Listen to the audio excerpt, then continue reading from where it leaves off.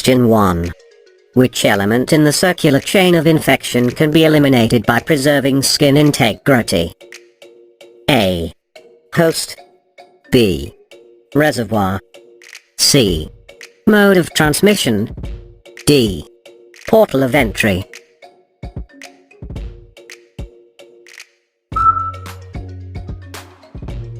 Correct answer, D. Portal of entry.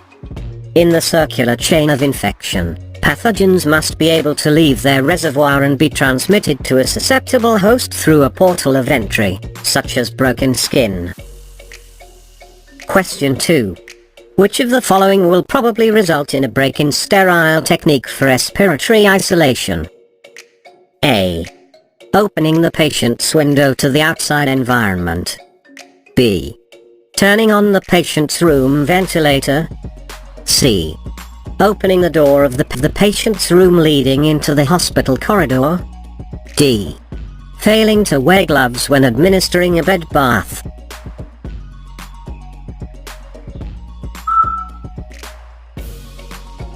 Correct answer, C.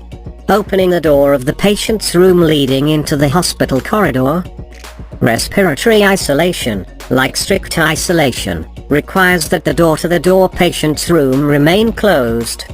However, the patient's room should be well ventilated, so opening the window or turning on the ventricular is desirable.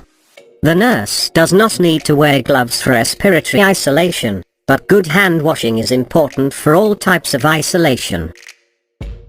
Question 3. Which of the following patients is at greater risk for contracting an infection? A. A patient with leukopenia. B. A patient receiving broad-spectrum antibiotics. C. A post-operative patient who has undergone orthopedic surgery. D. A newly diagnosed diabetic patient.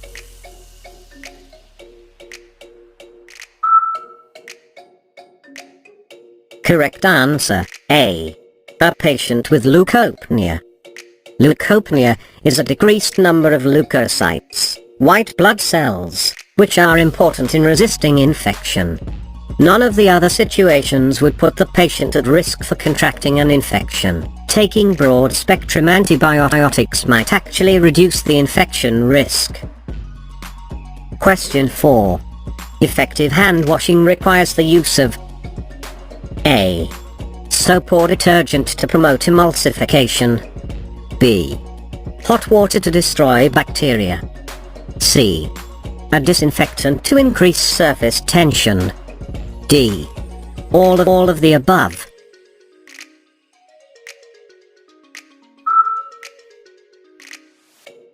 Correct answer, A. Soap or detergent to promote emulsification.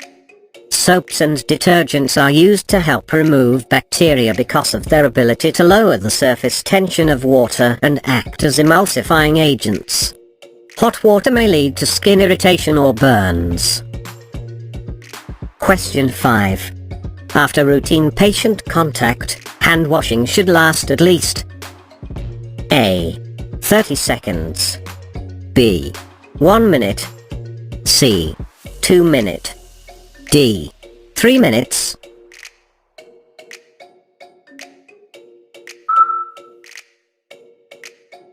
Correct answer, A. 30 seconds. Depending on the degree of exposure to pathogens, hand washing may last from 10 seconds to 4 minutes. After routine patient contact, hand washing for 30 seconds effectively minimizes the risk of pathogen transmission. Question 6. Which of the following procedures always requires surgical asepsis? A. Vaginal installation of conjugated estrogen. B. Urinary catheterization. C. Nasogastric tube insertion. D. Colostomy irrigation.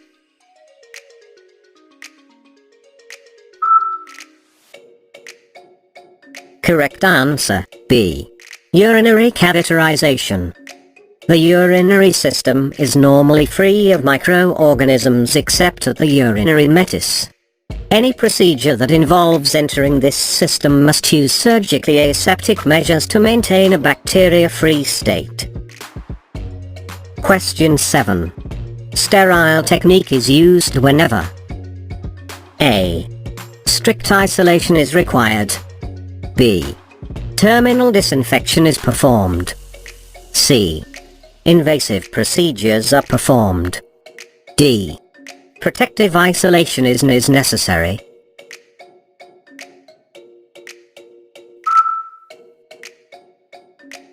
Correct answer, C. Invasive procedures are performed. All invasive procedures, including surgery, catheter insertion, and administration of parenteral therapy, require sterile technique to maintain a sterile environment. All equipment must be sterile, and the nurse and the physician must wear sterile gloves and maintain surgical asepsis. In the operating room, the nurse and physician are required to wear sterile gowns, gloves, masks, hair covers, and shoe covers for all invasive procedures. Strict isolation requires the use of clean gloves, masks, gowns and equipment to prevent the transmission of highly communicable diseases by contact or by airborne routes. Terminal disinfection is the disinfection of all contaminated supplies and equipment after a patient has been discharged to prepare them for reuse by the patient. The purpose of protective, reverse isolation is to prevent a person with seriously impaired resistance from coming into contact with potentially pathogenic organisms. Question 8. Which of the following constitutes a break in sterile technique while preparing a sterile field for a dressing change? A. Using sterile forceps, rather than sterile gloves, to handle a sterile item. B. Touching the outside wrapper of sterilized material without sterile gloves. C. Placing a sterile object on the edge of the sterile field. D. Pouring out a small amount of solution, 15 to 30 milliliters, before pouring the solution into a sterile container.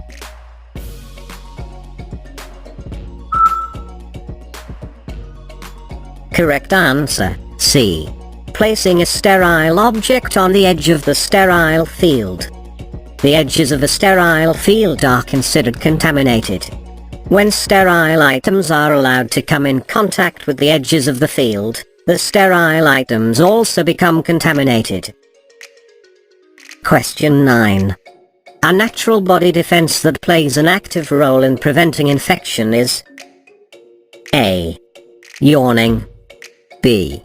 Body hair. C. Hiccuping. D. Rapid eye movements.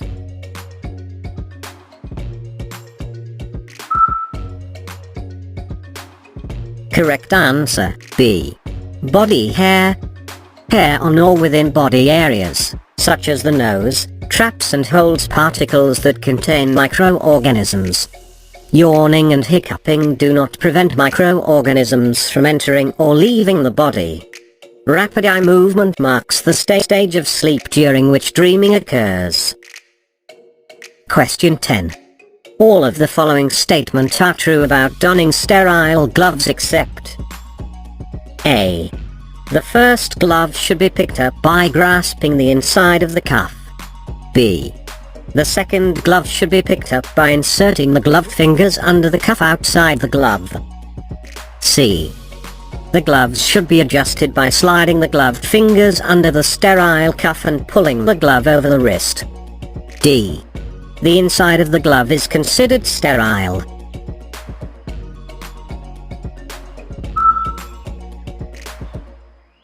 Correct answer, D. The inside of the glove is considered sterile. The inside of the glove is always considered to be clean, but not sterile. Question 11. When removing a contaminated gown, the nurse should be careful that the first thing she touches is their A. Waist tie and necktie at the back of the gown. B. Waist tie in front of the gown. C. Cuffs of the gown. D. Inside of the gown.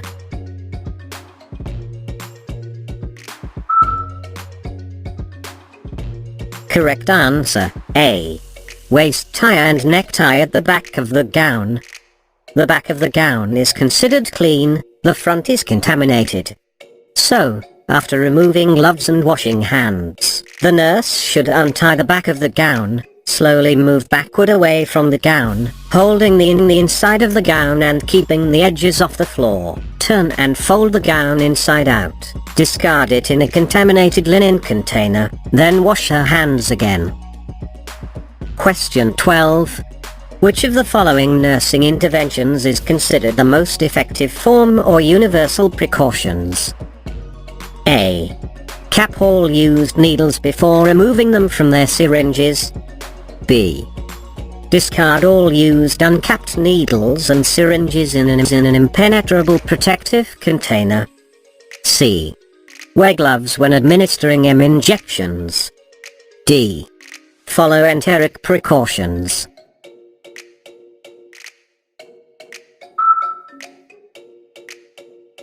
Correct answer, B. Discard all used uncapped needles and syringes in an impenetrable protective container. According to the Centers for Disease Control, CDC, blood-to-blood contact occurs most commonly when a healthcare worker attempts to cap a used needle. Therefore, used needles should never be recapped. Instead, they should be inserted in a specially designed puncture-resistant, labeled container. Wearing gloves is not always necessary when administering an IM injection. Enteric precautions prevent the transfer of pathogens via feces. Question 13. All of the following measures are recommended to prevent pressure ulcers except A. Massaging the reddened area with lotion. B. Using a water or air mattress. C. Adhering to a schedule for positioning and turning. D. Providing meticulous skin care.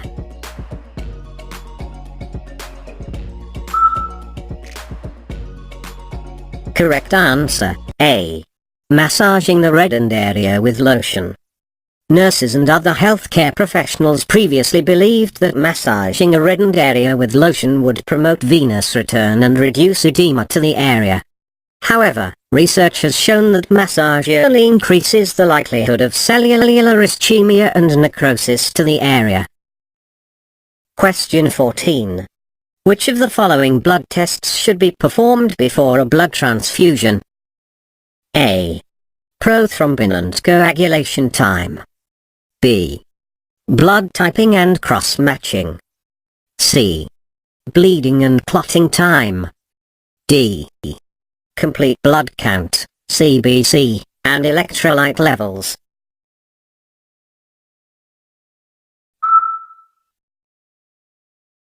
Correct answer, B. Blood typing and cross-matching.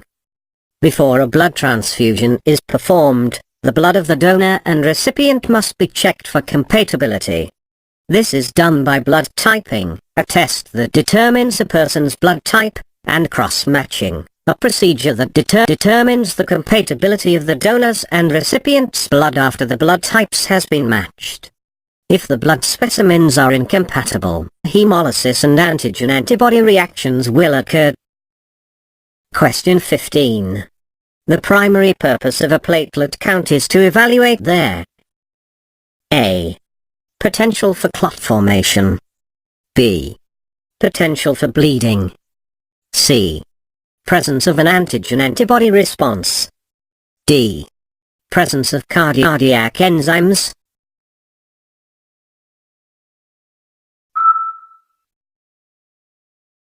Correct answer, A.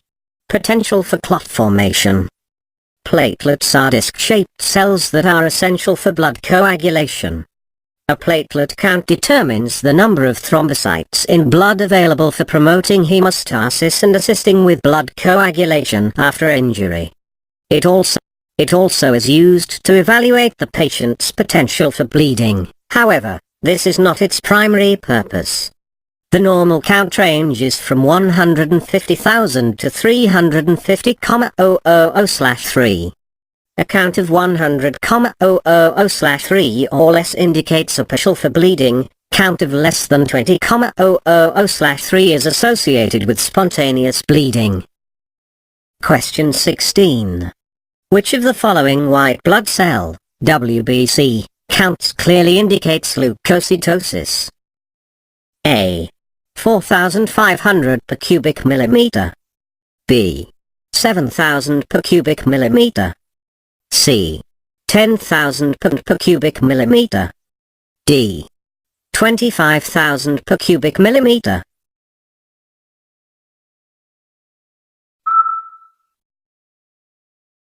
Correct answer, D.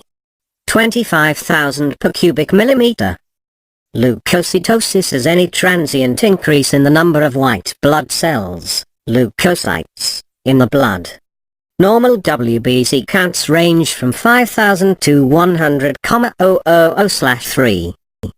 Thus, a count of 25,000/3 indicates leukocytosis. Question 17.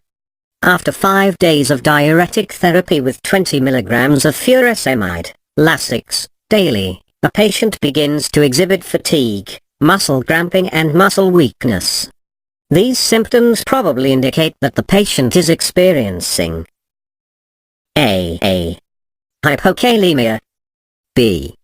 Hyperkalemia. C. Anorexia. D. Dysphagia.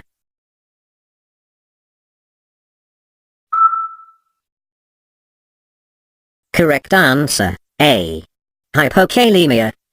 Fatigue, muscle cramping, and muscle weaknesses are symptoms of hypokalemia, an inadequate potassium level, which is a potential side effect of diuretic therapy. The physician usually orders supplemental potassium to prevent hypokalemia in patients receiving diuretics. Anorexia is another symptom of hypokalemia. Dysphagia means difficulty swallowing. Question 18. Which of the following statements about chest X-ray is false? A. No contradictions exist for this test. B. Before the procedure, the patient should remove all jewelry, metallic objects, and buttons above the waist. C. A signed consent is not required. D. Eating, drinking, and medications are allowed before this test.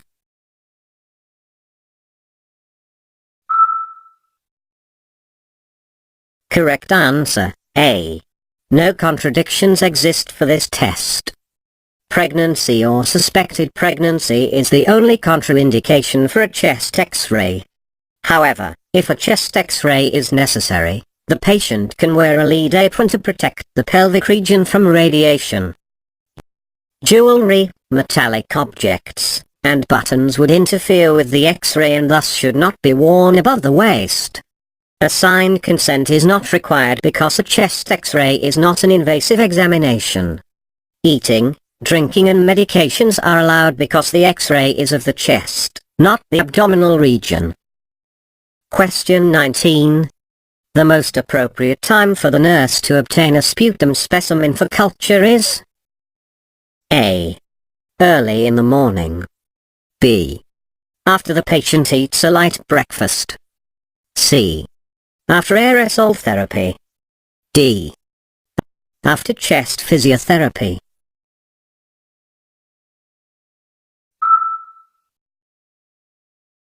Correct answer, A. Early in the morning.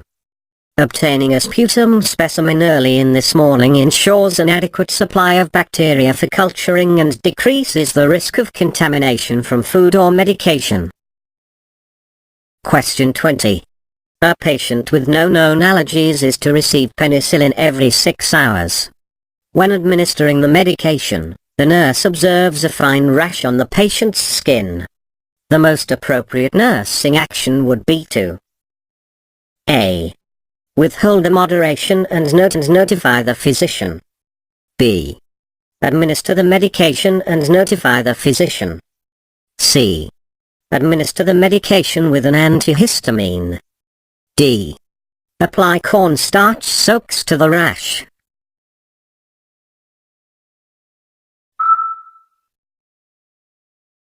Correct answer, A. Withhold the moderation and notify the physician. Initial sensitivity to penicillin is commonly manifested by a skin rash, even in individuals who have not been allergic to it previously. Because of the danger of anaphylactic shock, the nurse should withhold the drug and notify the physician, who may choose to substitute another drug. Administering an antihistamine is a dependent nursing intervention that requires a written physician's order. Although applying cornstarch to the rash may relieve discomfort, it is not the nurse's top priority in such a potentially life-threatening situation. Question 21. All of the following nursing interventions are correct when using the Z-track method of drug injection except A. Prepare the injection site with alcohol. B. Use a needle that's at least 1 long. C. Aspirate for blood before injection. D. Rub the site vigorously after the injection to promote absorption.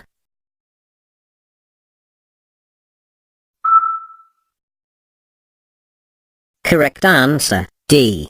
Rub the site vigorously after the injection to promote absorption. The Z-track method is an IM injection technique in which the patient's skin is pulled in such a way that the needle track is sealed off after the injection. This procedure seals medication deep into the muscle, thereby minimizing skin staining and irritation. Rubbing the injection site is contraindicated because it may cause the medication to extravasate into the skin.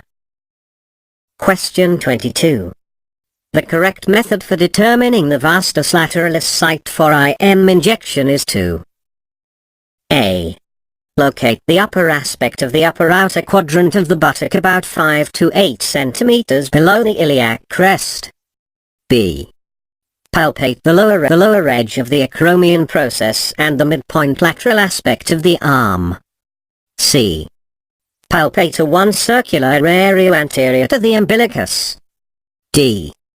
Divide the area between the greater femoral trochanter and the lateral femoral condyle into thirds, and select the middle third on the anterior of the thigh.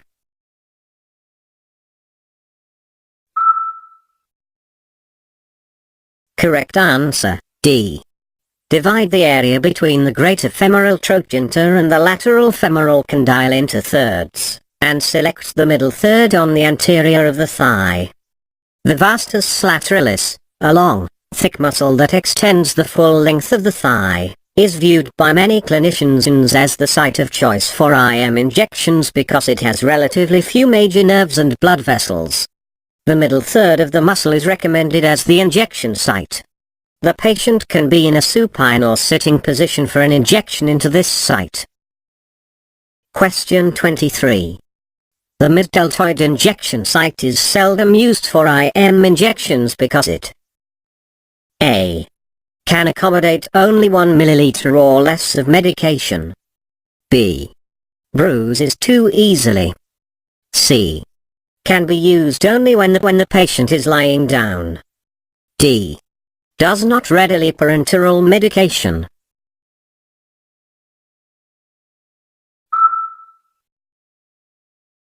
Correct answer, A. Can accommodate only 1 milliliter or less of medication. The mid-deltoid injection site can accommodate only 1 milliliter or less of medication because of its size and location, on the deltoid muscle of the arm, close to the brachial artery and radial nerve. Question 24. The appropriate needle size for insulin injection is A. 18G, 1 1/2 long. B. 22G, 1 long. C. 22G, 1 1/2 long. D. 25G, 5/8 long.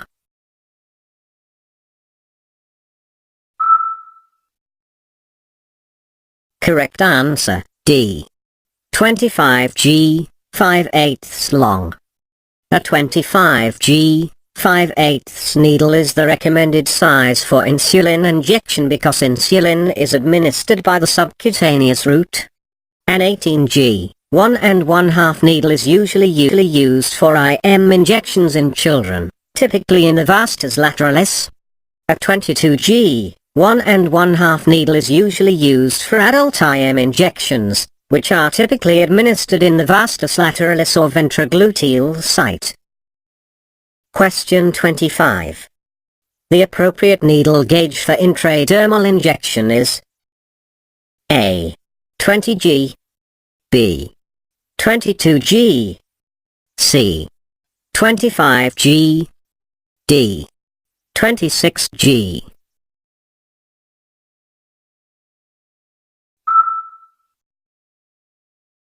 Correct answer, C. 25G. Because an intradermal injection does not penetrate deeply into the skin, a small bore 25G needle is recommended. This type of injection is used primarily to administer antigens to evaluate reactions for allergy or sensitivity studies. A 20G needle is usually used for IM injections of oil-based medications, a 22G needle for IM injections, and a 25G needle for IM injections, and a 25G needle for subcutaneous insulin injections.